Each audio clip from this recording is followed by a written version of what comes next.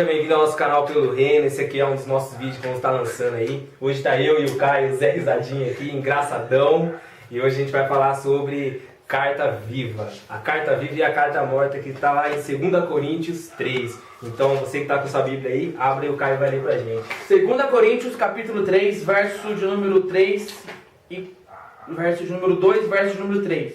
Vós sois a carta escrita em vossos corações, conhecida e lida por todos os homens, porque já é manifesto que vós sois a carta de Cristo, ministrada por nós, e escrita não com tinta, mas com o Espírito do Deus vivo, não em tábuas de pedra, mas em tábuas de pedra, mas nas tábuas de carne e do próprio coração. Legal. Cara, esse versículo, eu acho que ele é um versículo que... Creio que foi o Billy Graham que falou que nós somos uma carta viva, né? E o que você tem para falar hoje, Caio, sobre essa carta viva e sobre isso, sobre nós sermos a carta viva? Bom, quando a gente fala carta viva, a gente tem que entender por que Paulo vai falar carta viva. Porque naquela época existiam os pergaminhos que os seus senhores escreviam. Então vamos supor, eu sou o senhor e você é meu escravo. Aí quando eu ia te dar uma autoridade para você falar em meu nome, eu escrevi uma carta e no final eu falava assim, eu autorizo o meu servo tal a comprar no meu nome. Então quando ele fala carta viva, é uma autoridade, uma legitimidade que nós temos como ministros de Cristo de pregar o Evangelho. É uma autorização. Tipo assim, para você entrar dentro de uma empresa, você tem que ter uma autorização para você trabalhar lá e fazer o serviço. Então quando se diz carta viva, é essa autoridade que Deus nos dá para pregar o Evangelho. Né? E não é qualquer palavra, não é qualquer pregação. Não é qualquer evangelho. Não é qualquer evangelho. O Charles Spurgeon, ele disse assim, se um dia a rainha da Inglaterra convidar vocês para ser ministros do governo, vocês recusem, porque vocês já são ministros de Cristo. E isso é acima de qualquer título, de qualquer cargo que a pessoa pode ter. E hoje acho que isso vale para os nossos dias, a questão do próprio testemunho, da pessoa ser um testemunho vivo. Como diz lá em Hebreus, eu até peguei aqui, deixa eu só abrir aqui para você ver, cara.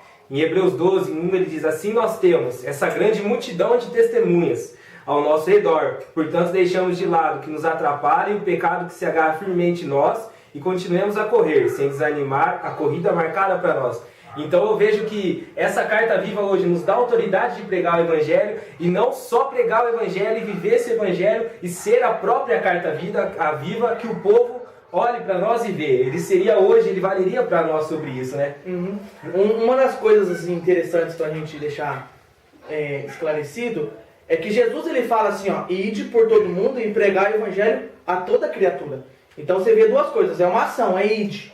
Então você tem que tomar um posicionamento. E pregar, não basta você somente ir e falar que é cristão, mas você não pregar a palavra. Senão você fica tipo assim, eu sou cristão, mas eu não prego. Então eu cumpro metade da minha missão, eu cumpro parcialmente, não cumpro no completo. E não é isso que Jesus quer de nós. E, infelizmente, muitos são assim. Eles se dizem cristãos, mas eles não pregam o Evangelho. Eles são cristãos nominal. De nome. Hoje o pessoal ele acha que o id pregar o Evangelho e outras coisas, ele é mais um chamado. Mas eu creio que ele não é um chamado, ele já é o que Deus ordenou para nós fazermos na terra. Você tem que ir pregar o Evangelho, não importa a denominação que você é, não importa o que você faça, você tem que ir pregar o Evangelho. Você é a carta, ide, uma chamada para você. Então eu acho que hoje a gente tem que tirar o povo disso. Eu fui chamado para pregar o Evangelho, e eu fui chamado para cantar, eu fui chamado apenas para orar. Eu acho que pregar o Evangelho e fazer isso, ser a carta viva, já é o que Deus nos chamou, a ordenança de Deus para nós. Eu vejo que hoje a gente tem que tirar um pouco isso de achar que o id é um chamado, né?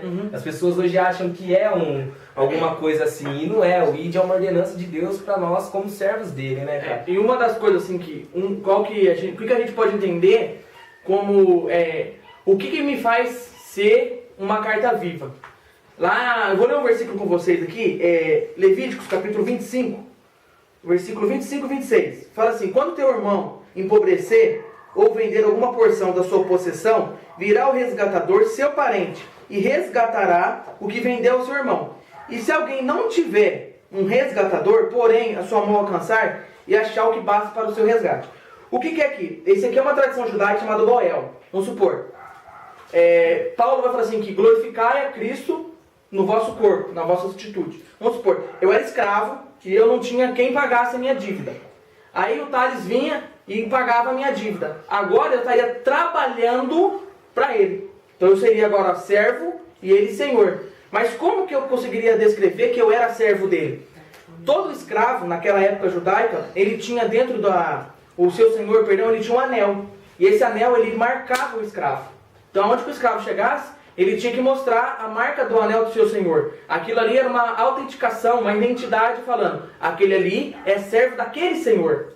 Então, o que acontece? Uma das maneiras da gente ser uma carta viva é a nossa vida, a nossa atitude glorificar a Deus. As pessoas veem nós uma carta viva. A pessoa olha para mim, olha para você e fala assim, aquele ali serve a Deus. Aquele ali serve a Cristo. Ou seja, ele não é cristão somente de nome, mas é cristão também de atitude. Ele vive uma vida com Deus.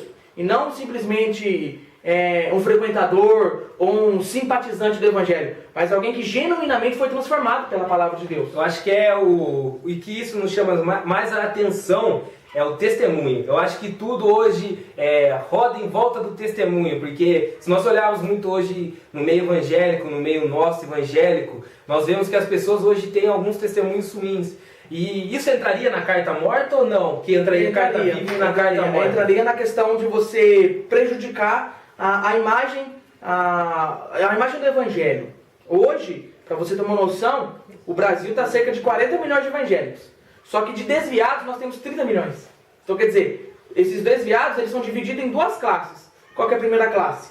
É aqueles que se frustraram com a igreja.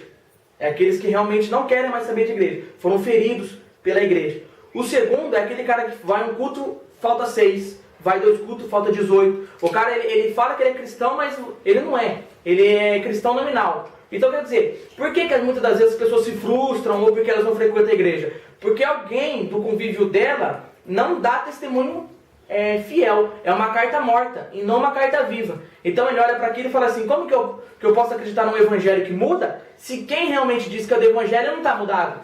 Né? Eu vou cair, tipo assim, você fala que é uma coisa, mas não é. É uma coisa que a gente tem que parar a pensar. Se nós estamos sendo cartas vivas ou cartas mortas. Qual é o nosso testemunho? Como que o mundo nos vê? Qual é o reflexo? Como que o mundo tem visto a nossa atitude no dia a dia, né? Sim. Eu acho que isso também entra naquela passagem do bom samaritano também, do cuidado. Quando ele deixa o primeiro passo, o segundo passa, ele faz o que ele vê o líder dele fazer. Sim. Ele é um seguidor do líder dele, então acho que hoje as pessoas como líder também têm que tomar um certo cuidado, porque as pessoas veem os líderes, pastores, como, vamos colocar, uma pessoa chamada por Deus na terra. Isso é verdade. Mas nós temos que tomar cuidado, porque os pastores, pelo jeito que elas fazem as coisas, eles olham para o pastor e vê, não é isso, não é aquilo, e ele acaba se transformando em uma carta morta, deixando de ser aquilo que Deus chamou para você. Então, você que está vendo esse vídeo, cara, se espelhe em Deus, se espelhe em Jesus, que é Ele que é a carta que você tem que seguir, você tem que olhar, o homem ele falho, o homem ele é pecador, mas você tem que olhar para Jesus e ver nele aquilo que tem de diferente. Eu vejo assim, e você tem que fazer o que Ele mandou você fazer na terra. O verdadeiro testemunho é testemunhar, ser um pequeno Cristo na terra, nós podemos dizer assim, né, cara? Uma das coisas interessantes é que quando a gente fala a palavra cristão, ela vem não me fala a memória se é do grego ou do latim ou do hebraico, mas a palavra cristão significa pequenos cristos, ou semelhante a Cristo, né? A gente tem que saber criar uma identidade, uma autenticação, não é? Você vê que vários homens na Bíblia, eles não perderam a identidade deles. Daniel estava na Babilônia e ele disse assim, eu não vou me contaminar com a Babilônia. Eu não vou desejar, eu não vou querer os prazeres da Babilônia, porque eu sei quem é Cristo em mim. Certa vez José, ele teve a proposta para se deitar com a mulher de Potifar. E ele não se deitou, ele falou assim, não, eu não vou me contaminar. Existe uma história do século II, de um cara chamado Policarpo, que ele foi seguidor do discípulo João. E ele cuidava da igreja na Ásia, na época, não se me fala a memória, era em Esmirna. E chegaram para ele e falaram assim, ou você adora César, ou a gente vai queimar você. Aí ele falou assim, eu não vou adorar César. Aí trouxeram Policarpo na frente de César e falou assim, Policarpo não quer se prostrar para te adorar. A resposta de César foi o seguinte, ou você me adora, ou a gente vai matar você queimado. Ele falou assim, você pode me matar, você pode tacar fogo em mim, eu vou morrer queimado. Mas você vai morrer e vai passar a vida inteira sua queimando no inferno. Então quer dizer, a minha morte ela é momentânea, o seu sofrimento vai ser perpetuamente. Então quer dizer, foi pessoas que não se contaminaram, que não se prostraram, eles não se renderam. O próprio Cristo na tentação, ele falou assim, se prostrados me adorares, te darei todo esse reino. Ele falou, não vou me prostrar. São pessoas que são cartas vivas, são pessoas que pregam o evangelho genuinamente e não se deixaram corromper pelos prazeres do mundo, pelos desejos do mundo. Então você que está nos ouvindo, pode ser que tenha balançado muito na fé, querendo ir para um lado ou para o outro, mas continue firme, tá? Continue firme com Cristo, porque a melhor opção que você pode ter é simplesmente essa. É não se contaminar com as coisas desse mundo e ser uma carta viva, independente se as outras pessoas são carta morta. Você tem que ser carta viva, porque a salvação a gente crê que é individual. Sim. Né? O pai não salva o filho, o líder não salva a ovelha, a salvação ela é parte da própria pessoa. Então, às vezes você tem se espelhado em homens e se frustrado. Como eu já me espelhei em homens e me frustrei. Só que quando eu me coloquei na posição de crer somente em Deus, o resto ficou para trás e eu comecei a seguir minha vida. Eu acho bacana isso, cara, que você falou da não contaminação, porque eu vejo que as pessoas se contaminam. Sim. Então, a partir do momento que você olha para o homem, você acaba se contaminando, porque a Bíblia mesmo diz, em Romanos 5, se eu não me engano, que Deus ele é a única esperança que Ele não vai nos decepcionar. Então é Ele que é a esperança que não decepciona, que não tira. Então, como o Caio falou, você que está vendo esse vídeo, espelhe em Deus, olhe para eles, olhe para esses homens da Bíblia como uma carta viva, se espelhem neles e vivam como eles. Cara, eu quero te agradecer muito, cara. Obrigadão por você ter vindo aí. Gente, Deus abençoe, siga a gente aí, cara. Espero que essa palavra tenha edificado a sua vida, que você venha aprender cada dia mais a ser parecido com Jesus, a ser como Jesus. Quer deixar um recado pra galera também, cara? Não, pra gente finalizar, você tem que ter sempre clareza do que você quer em Cristo, que você realmente almeja em Cristo Jesus, tá? Quando você se descobre, você consegue lidar com as situações, tá? Às vezes você tem se espelhado muito no seu pai, na sua mãe, ou alguém de referência, e eles são seres humanos, eles vão falhar. Os próprios discípulos falharam. O apóstolo João era o discípulo do amor, mas certa vez ele mandou descer fogo do céu para queimar samaritano. Então quer dizer, os homens de referência eles vão falhar também. Mas não é por isso que você vai jogar tudo para cima e parar, né? Então fique com Cristo, seja Ele a sua referência, seja Ele o seu exemplo, que é a melhor coisa que você pode ter.